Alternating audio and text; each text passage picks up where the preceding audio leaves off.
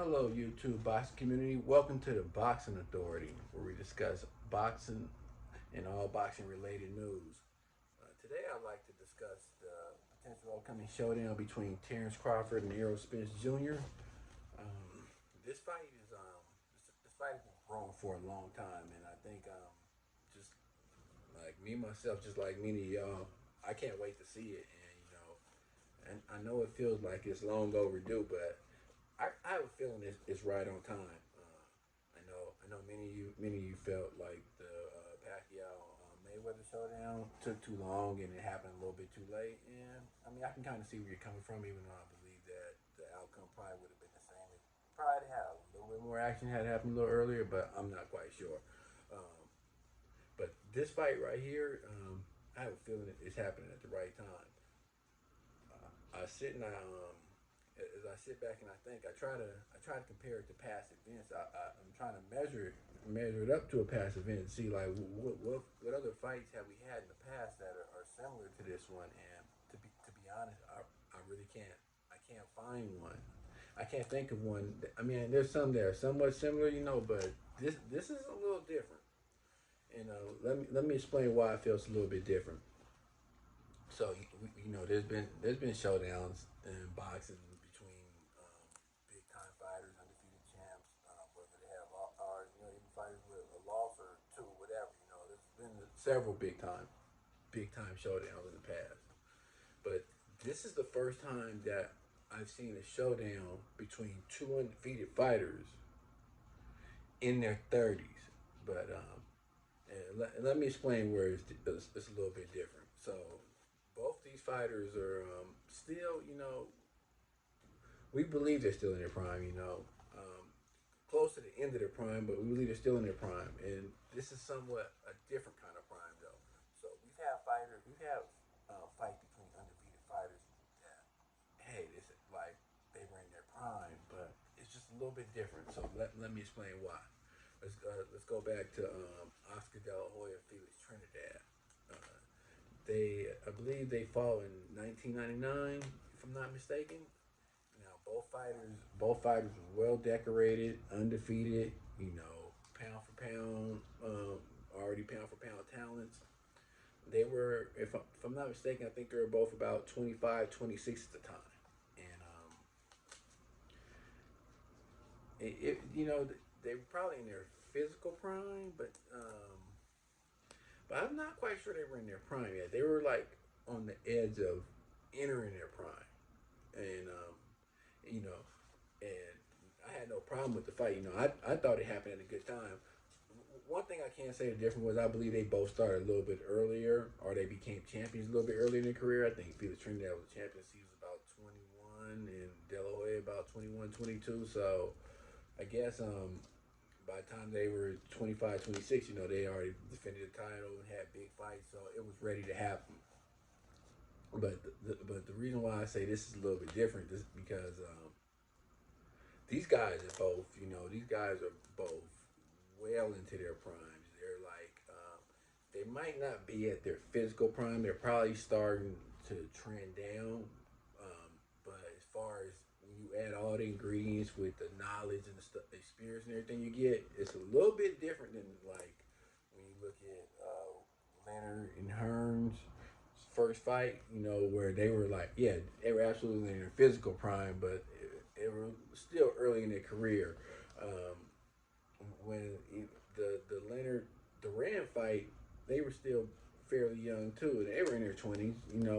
Um, these are all big time fights. I'm not saying this fight is bigger. By no means am I trying to say that this fight is bigger than those fights. But I'm just saying it's a little different. I'm trying to find something to compare it to, and I mean, we can talk Leonard Hagler, even though they weren't undefeated at the time. This that was a fight, and that was a fight between two guys in their 30s. That were. I know Leonard said he was at the peak of his. He didn't necessarily say he was at his prime. He said he felt like he was at his physical peak as far as strength goes. He was 30. He really felt like he had his man strength. But I know Hagler at that time. He had been he been a dominant champion for years, and I think he was. I'm gonna say he. I don't think he was still in his prime. I think he was on the very end of his prime, if you want to consider his prime. I don't think he was in his prime still, but don't get me wrong, he was still a top tier elite fighter. You know, it was a big time fight, and that's still heavily debated. But this fight, this one's these guys. I think it's perfect timing. I'm just gonna be honest. I know. I mean, it could have happened a couple years back, and there's two things to take into consideration. One, um, I didn't at first when it was first mentioned when Terrence Crawford initially came to the welterweight division, I was like Spence all the way. I don't think Crawford is physically strong enough to handle Spence at the time, But I must admit, since then, my perspective has changed. I see that Crawford is blown into a full fledged welterweight, and he's capable of handling. He stopped everybody since he's been at the 147 division. He's a bad boy. But at the same time, let's talk about Errol Spence. Errol Spence was doing his thing, but I think he has a different level of commitment to the sport of boxing because back then he was out drinking and partying and stuff, ballooning up in weight. You see him, he be huge, face, a little fat and stuff. But now I see him in between fights. He still looks fit, fit and trim and ready to go. And I think he had an event that opened his eyes. Made him. I think he's like, I could have lost this. Two things, he had the car accident, and then he had the injury that cost him the Pacquiao fight. I still feel sorry for, I still feel sorry for him in that instance because I believe that was I believe that fight would have made this fight so much bigger on a as far as the casual fans go. I mean, us real boxing fans, we know what would have happened to Pacquiao. So I guess in a way, it's kind of good that it didn't happen to Pacquiao. I mean, I hate to see a legend go out like that. I mean, he was basically he was gonna get his head basically put on the chopping block for Errol Spence, and that it would have been a bad way to end his career. I personally believe I just don't see anything he could do with Errol Spence at this point in time in his career. But right now, like the Crawford Spence fight, I believe both guys. I think it's just time to go. It's there. Undisputed. I mean the stars have aligned, man. Let's get it on. Let's get it on, fellas. You guys both deserve this fight. I mean, yeah, there's gonna be a winner and a loser, but at the same time, these are two great champions, and that's what happens. And it's crazy because I hear all these opinions and people are saying who's gonna win, and I mean, so be it. Whatever you think. I just honestly, I'm gonna be honest. I go one way, I'd be like, I'd be like Spence. The next day, I'd be like Crawford. I really can't make a solid. There's no way I can put my confidence on either fighter in this situation because these are both guys at the top of their game, elite fighters that haven't lost yet. You know, I'm not one of the guys that puts this big emphasis on being undefeated, but there is one thing I can say about it.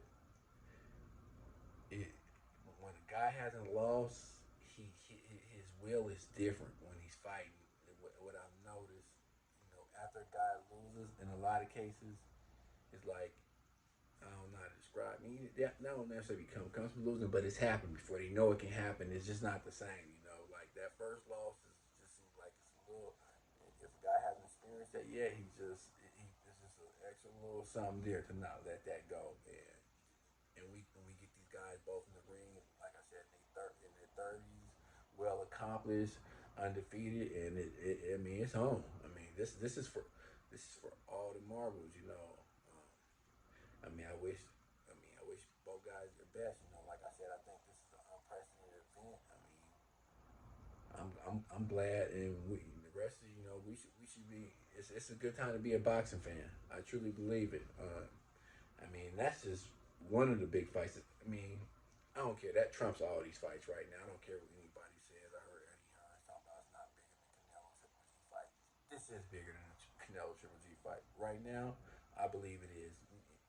It's going to be bigger than the first event between Canelo and Triple. I'm not saying that, but I believe right now I have a feeling this might outsell it. I believe once it gets out there, I think it's gonna take on a life of its own. I think even the casuals will they'll start to see like this is something special right here. This is something I don't want to miss. And trust me, it'll take them. These guys, their names been around long enough. And once they come together, I think they'll do it. I think they might hit close to $1 million buys. I can see it happen. I know a lot of people who don't see it happen, but I have a feeling it's gonna hit close to $1 million with the promotion that they're gonna put behind it and just the word of mouth. You know, we'll be so excited as boxing fans that we'll kind of spread that excitement along. Just watch what I'm saying. You'll see what I mean when it happens. Once it gets signed and they start in first take and people start talking about it, it's gonna pick up. It'll pick up a life of its own. That's all I have for right now. Please click like and subscribe. Tune in. I'm gonna be talking about boxing. I'll be dropping content daily. I'm just a fan, and I want a chance, to interact with other fans and put my ideas out there. So please comment. Let me know what you feel, how you feel about the situation. And I'll go live and I'll address this further with other boxing fans. I have a video tomorrow about the potential fight between Tank and Ryan Garcia. That's another big fight. And real quick before I go, I want to see that fight too. I don't know if there's enough room to put all these fights in 1 year. I know they're trying to squeeze in the end of the year. Just like I think you should probably roll that over to next year. And let it have the stage on its own. Let's not. I mean, I want them all, but I don't know. These are just these are events. So I don't know. I mean, maybe we should roll that over to next year. But we'll talk about that tomorrow. Thanks for tuning in. New channel right here. Support me. And I'm gonna drop content daily, like I said, and let me know how you feel. If you can compare this fight to another fight that's happened before in the past, put it in the comments so I can address it. Peace.